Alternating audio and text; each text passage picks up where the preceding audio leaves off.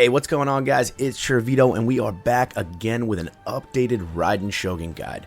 The mother of Electro is by no means a new character, but she certainly remains a relevant one and now can fit into a whole new range of team comps.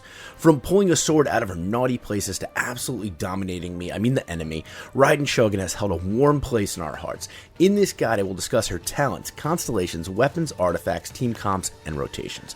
If you enjoyed the guide, please don't forget to like, comment, and subscribe. It helps me out an absolute ton. Starting off with Playstyles. Raiden Shogun is the Electro mommy of our dreams and the Archon of Inazuma. She is a flexible unit with a whole lot of different team options and can be played both as an on-field driver that helps with energy regeneration for the entire team or as an off-field Electro enabler. Let's dig deeper into her complex kit to get an understanding of what she does. Moving on to talents. Normal attack, Origin. A 5 consecutive spear strike combo. Normal attacks are not something you want to be using very much, other than maybe in some cases to trigger the coordinated attack from her skill for Electro application to set up your rotation. Elemental skill. Raiden does a horizontal slash as she's activating her ability, dealing Electro damage to nearby opponents, granting her party the Eye of Stormy Judgment. When your characters deal damage to enemies, the Eye will trigger a coordinated attack that deals AoE Electro damage, and it'll trigger once every 0.9 seconds. In addition, the Eye will buff the elemental burst damage of a character based on the energy cost of their individual burst. For example, if the elemental burst of a character costs 80 energy to activate, this buff at talent level 9 would give an additional 24% elemental burst damage. Raiden's skill has a cooldown of 10 seconds with a whopping 25-second duration, allowing for permanent uptime. The coordinated attacks have a 50% chance to generate one Electro particle, so particle generation will happen on average once every 2 hits. The coordinated attacks do not trigger unless damage is dealt, so it's important to note that they will not trigger unshielded enemies. Advanced tip. Her initial cast of her skill has a separate ICD from the following coordinated attacks. This can be useful if your team relies on keeping an Electro aura at the start of your rotation, as you can easily remove existing element auras with the skill cast, and then do a normal attack to trigger a coordinated attack. This will apply Electro twice in quick succession to set up properly. Moving on to her burst. Raiden's burst is perhaps the most complicated part of her kit, so let's simplify it a little. There are multiple things going on here, so stay with me. Upon activating the burst, Raiden does a huge Electro slash, dealing high AoE Electro damage. This converts her following normal attacks into Electro burst damage. Essentially, this means that the buffs for normal and charge attack have no effect, but bonuses contributing to elemental burst damage will boost these attacks. Important to note, her burst costs 90 energy and has an 18-second cooldown, while her Electro infused state lasts for 7 seconds. While Raiden is in this state and hits enemies with her Electro infused attack, she will regenerate energy for her party once every 1 second for a max of 5 times. This is what makes her such a valuable on-field battery unit. The amount of energy she generates depends on her talent levels. At talent level 10, it's 2.5 energy per proc, so up to 12.5 flat energy restored. The energy restoration effect can trigger regardless of damage being dealt, so it's possible to battery your party even if you're hitting shielded targets. Lastly, we have to talk about the Electro Archon's resolve stacks and how they buff her burst damage when consumed. When party members other than Raiden use their elemental burst, Raiden will build up resolve stacks based on the energy cost of these bursts. If a burst costs 80 energy to activate, the amount of resolve stack gain at level 10 would be 16. 0.2 stacks per energy consumed. Raiden's resolve stacks max out at 60, but in most teams you would likely be between 35 to 45 stacks on average. Then, when Raiden casts her burst, she will consume the resolve stacks gained to buff and increase the damage she does. If you're a little bit confused about what I just said, don't worry, I'm going to break it down simply. Let's use an example saying that we have a Raiden hyper build. We're consisting of Raiden, Bennett, Kazuha, and Kujo Sara. Bennett has an energy cost of 60, which will equal 12 resolve stacks. Kazuha has the same energy cost at 60, equaling 12 resolve stacks. Kujo Sara has an 80 energy cost, which will equal 16 resolve stacks. When you add all of these together, they will total to 40 resolve stacks. I will now add a full on-screen example assuming talent level 10 for the following calculations. As shown in the example above, you can see how much these resolve stacks contribute to the Electro Mommy's overall DPS. Moving on to passives. Ascension 1, Wishes Unnumbered. When nearby party members gain elemental orbs or particles, 2 resolve stacks are gained, and can occur once every 3 seconds. This passive allows you to reach higher stacks for more overall damage. Raiden Shogun's A4 passive, Enlightened One. Each 1% above 100% energy recharge that Raiden possesses grants her 0.6% energy restoration from her burst state and 0.4% electro damage bonus. For example, if Raiden Shogun has 250% ER, it would be 150 times 0.6% from 90% greater energy restoration. Essentially what that means is you're gaining 23.75 energy restored. For her damage, it would be 150 times 0.4%, which would be 60% extra electro damage bonus. When we're talking about her talent priority, burst is her number one thing, followed by her skill. It's important to note though that her normal attack can be left at 1, as her electro-infused attacks during her burst state are considered elemental burst damage and not normal attack damage. Moving on to Constellations. C1 Ominous Inscription. Raiden gains an 80% increase to resolve gain for electro characters and 20% increase resolve gain for other elements, allowing her to reach higher stacks of resolve, leading to more DPS. Constellation 2, Steel Breaker. Raiden Shogun's burst attack ignores 60% of the opponent's defense, arguably her best constellation and a very good stopping point, significantly increasing her DPS potential. Constellation 3 increases Raiden's burst by 3. It's a nice damage increase from getting higher multipliers off scaling, but not as big as her C2. This is generally the highest I would recommend if you want to go for Constellations. C4. When Raiden's electro-infused burst state expires, all party members, excluding Raiden herself, gain 30% bonus attack for 10 seconds. C5. It increases her skill by 3. This offers little benefit to her and is not worth the steep cost of a C5 constellation. C6 Wishbearer. While in the electro-infused state, burst attacks by Raiden that hit opponents will decrease all nearby party members, not including Raiden's elemental burst cooldown, by 1 second. This effect can trigger once every second for a max total of 5 times during its duration. Most teams where Raiden is played, the cooldowns already line up well enough that this would not be a constellation that would drastically change and improve rotations. It feels quite underwhelming and is the reason why C2 or C3 are the recommended stopping points. With that being said, Raiden is a fantastic unit even at C0, and contrary to belief of some people, can still be played as a main DPS with no constellations at all. Moving on to artifacts. For artifacts, there aren't really too many competitive options for Raiden when a set is tailor-made for her as Emblem is. That being said, depending on her role and if you play her on-field or off-field, the stats you want can change, and therefore also the sets. 4-piece Emblem of Severed Fate. Raiden's best in-slot set for her on-field playstyle and your go-to in most cases. 2-piece effect gives you energy recharge, and the 4-piece effect grants elemental burst damage based on how much ER you have. This set synergizes extremely well with Raiden's kit, granting her additional electro damage and additional energy restoration, and will be your preferred artifact option in most teams. The Emblem domain is arguably very resin efficient and is very likely that Shimenawa can also be a useful set for you, but if not, there is also an option to strongbox it. 4-piece Gilded Dreams. The 2-piece effect of Elemental Mastery and 4-piece effect giving more EM and or attack percent buffs when you trigger elemental reactions based on the party member's elemental type. This set can be a viable option if you play Raiden as an on-field DPS in reaction-heavy teams such as Aggravate.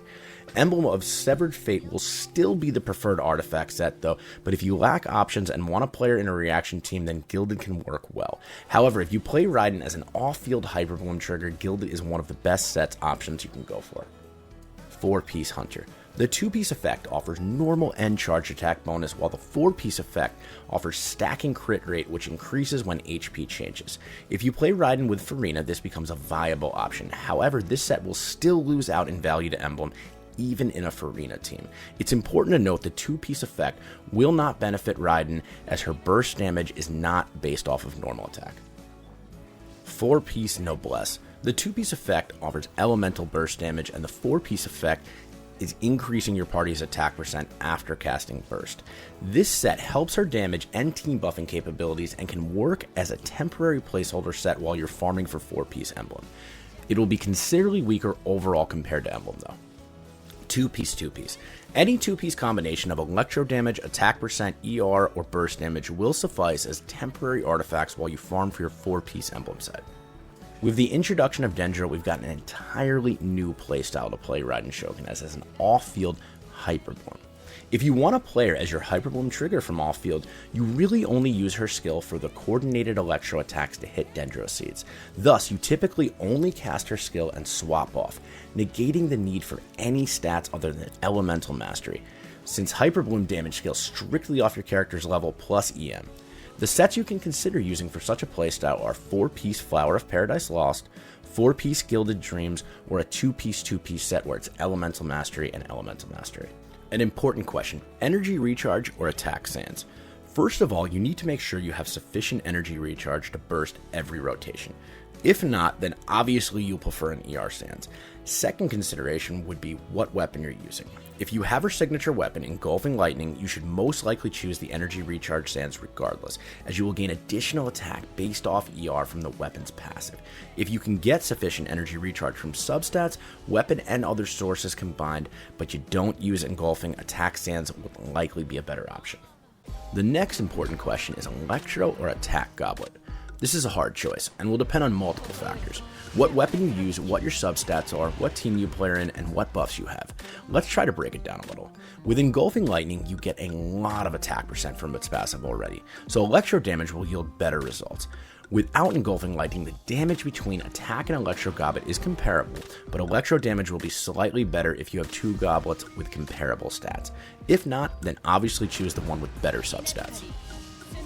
If you have a lot of attack buffs, such as the Raiden Hyper team with Bennett and Sara, attack percent main stat loses value because you have so high attack already, and Electro Goblet will be the better choice. If you don't have a lot of external attack buffs, such as Raiden Aggravate or Eula team, an attack percent Goblet can be better. In short, it depends. Pick what has better substats or change your artifacts around based on what teams you want to play with Raiden and with what weapon you're using. You can always just give it a try and see what feels better to you. When it comes to Raiden Shogun's energy recharge needs, it's going to change depending on what team you play her in, how you do your rotations, and if you have any fav procs. Raiden is a very flexible unit and can be played in many different team comps, but generally you want to aim for a bare minimum of 200 ER, often between 250 to 275. More than 275 will in most cases be overkill unless you're using her signature weapon and can make use of the additional energy recharge.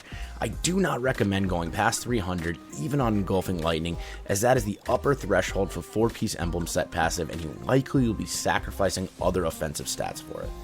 When it comes to an optimal crit ratio, I personally like to try and keep her on a 1-2. So if you manage to get her above 60% crit rate with over 120 crit damage, that should be amazing. Let me know in the comments how your build is looking. Moving on to weapons. Engulfing Lightning. Raiden's signature weapon and best in slot. The passive is designed to synergize perfectly with Raiden Shogun's kit, but can still be useful on other characters that need high energy recharge. It increases attack based on how much ER you have and also gives bonus ER after casting your burst. The weapon also matches her outfit, so bonus points for fashion, and we all know that fashion is the real endgame in Genshin. Staff of Homa. The raw stats of this weapon make it a very good option. Even without utilizing the passive by being below 50% HP, the Staff of Homa in many cases can be her second best option, a great stat stick. Primordial Jadewing Spear, another strong stat stick with a high base attack and crit and a great option for Raiden. She does in most situations unfortunately not stack the passive before the initial hit of her burst, but she will be able to gain them over the duration of her on-field time.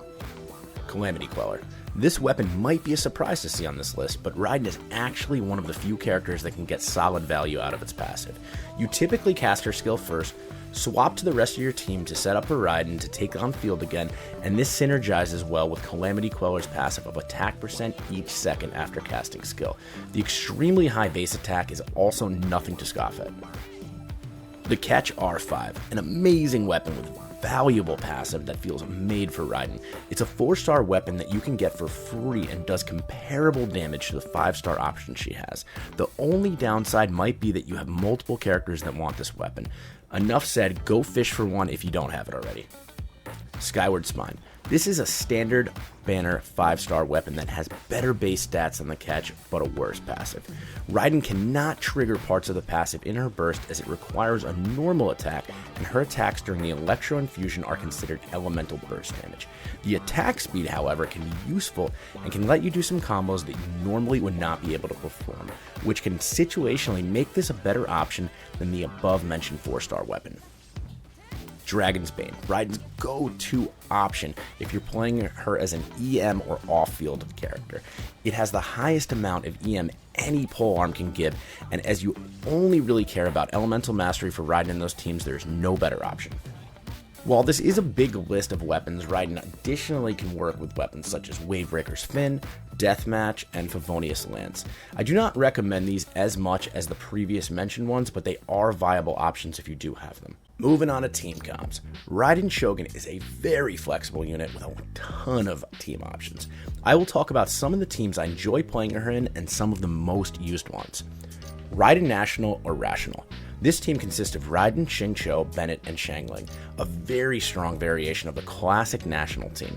Bennett provides healing and attack buff, Xiangling snapshots the buff and brings a ton of off-field damage.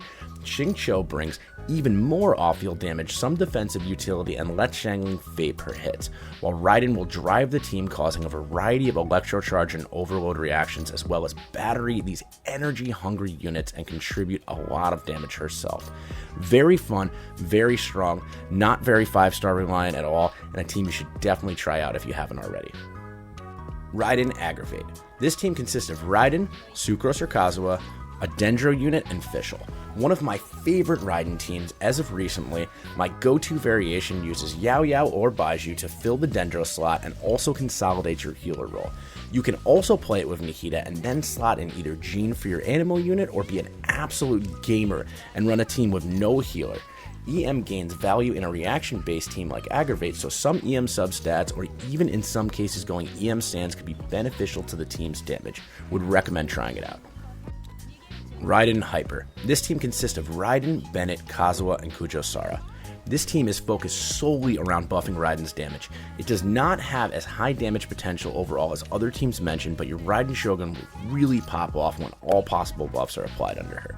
Unless your Kujosara is C6, using Mona in her slot will most likely yield a higher damage number for screenshot purposes. Raiden Electro Charge. This team consists of Raiden, Kokomi or Xingqiu, Kazuha or Venti, and Fischl. Raiden's taser teams can be both fun and strong. The constant electro charge reactions make Fischl go crazy with her Ascension 4 passive. Kokomi as your Hydro unit in the team will make it comfortable and safe to play, but if you're feeling frisky and you try it out with Xingqiu instead. Between the damage reduction and small heal from Xingqiu's rain swords, the grouping and crowd control from Kazuha, and the stagger from your abilities and reactions, this team feels surprisingly safe to play unless the enemy is resistant to interruptions. Another fun variation of this taser team is with Farina and Jean as your Hydro and Animo options. Both Fischl and Raiden will appreciate Farina's buffs, and this is probably my favorite Farina team with Raiden. It just works really well. Raiden Hyperbloom. This team consists of a Dendro unit, Hydro unit, Raiden, and a fill slot. For Hyperbloom teams, you can build your Raiden full EM and use her skill only to trigger the Hyperbloom reaction. Any other stats become obsolete as you don't on-field her or even use your burst in most cases. One of the strongest meta variations are played with Nihida, Xingqiu, Yellen, and Raiden. Nihida will be on-field driving the team, and the amount of damage output this team has is just insane. Hyperbloom is a really strong reaction, and as long as you have a core team of Dendro, Hydro, and Electro, you will most likely do well mixing and matching and slotting in available options you have. AFK Archon team. The team consists of Raiden, Nihida, Farina, and Zhongli. This team is quite ridiculous. It's not optimal to stand around doing nothing, but man is it hilarious to cast your skills, climb a Zhongli pillar, and just look at the enemy dying without having to do much at all. You will want your Raiden on a Hyperbloom build for this. You refresh your abilities a couple of times every minute, but other than that, this team literally plays itself. The AFK Archon team is really the meme dream. Raiden Yua. An amazing synergized team. This team consists of Raiden, Eula, and then a fill slot and a fill slot. Raiden works great in a Eula team, providing super conduct and burst damage for her, and can battery the team while also contributing damage as a duo carry team comp. You often play a team like this with additional cryo units for buffs, battery, and defensive utility. So we went over some of the common teams that Raiden can be played in, some of the meta options, and there are definitely more possibilities. She can be the solo Electro in a spread team, be played in a mono Electro team, or just be slotted in where you want an Electro unit. Although everything may not be optimal and meta, the sky is the limit in your creativity, and the goal should ultimately be to have fun and enjoy the game. Play her like you want, and let me know what your favorite Raiden teams are. Raiden is a flexible unit with many team options. However, her playstyle remains somewhat similar in most of them, although the overall rotation of your team can change. For on-field playstyle, you typically want to start by casting Raiden's skill to start, and then set up the rest of your team before Raiden takes the field. But when she's on field, what are the optimal inputs? Just spamming left click is a completely viable option, but for those looking to min-max her damage capabilities, you can try out the following. 3N3C plus N1C. What this means is 3 normal attacks followed by a charge attack 3 times and ending the combo with 1 normal attack and a charge attack. 2N3C plus N2C plus N1C. What this means is 3 normal attacks followed by a charge attack twice, then 2 normal attacks and a charge attack, and ending with a single normal attack into a charge attack. You should be able to perform these combos to exactly time when her burst state ends, and then set up for your next rotation. If you don't care about attempting combos like these, you can try these more easy ones. N5 to skill cancel plus 2N5, meaning normal attack 5 times, cancel the animation of it with a skill, then normal attacking 5 times twice. This also does not drain stamina since you are not charge attacking, leaving you plenty of room to dodge an attack should that be needed. Last but not least, you can do N5 skill cancel 2N3C plus N1C. What this means is 5 normal attacks into a skill cancel, then following up with 3 normal attacks into a charge attack twice, into a normal and charge attack. This combo works great if you're low on stamina for the start of the rotation, letting you regain some stamina without charge attacks in the beginning of the combo. As always, the absolute most important question, should you pull? While it's hard to label any character as a must pull, I will promise you pulling her will not lead to disappointment. The Booba Sword Archon can be the absolute asset to any account at C0 and is a blast to play. If you're looking to invest more into her, her second Constellation is easily one of the best in the game and can offer an insane DPS increase. With that being said, please spend responsibly and never outside of your means. Thank you guys so much for watching my in-depth Raiden Shogun guide. The Electro Mommy from the moment she was released has been an incredible addition to everyone's roster and continues to be even as the game develops. If you've made it this far, make sure to comment A is Queen so I know you're one of the real ones. If you enjoyed the video, please don't forget to like, comment, and subscribe. It helps me out an absolute ton. I wish you all the best of luck on your pulls, and I'll catch you in the next one.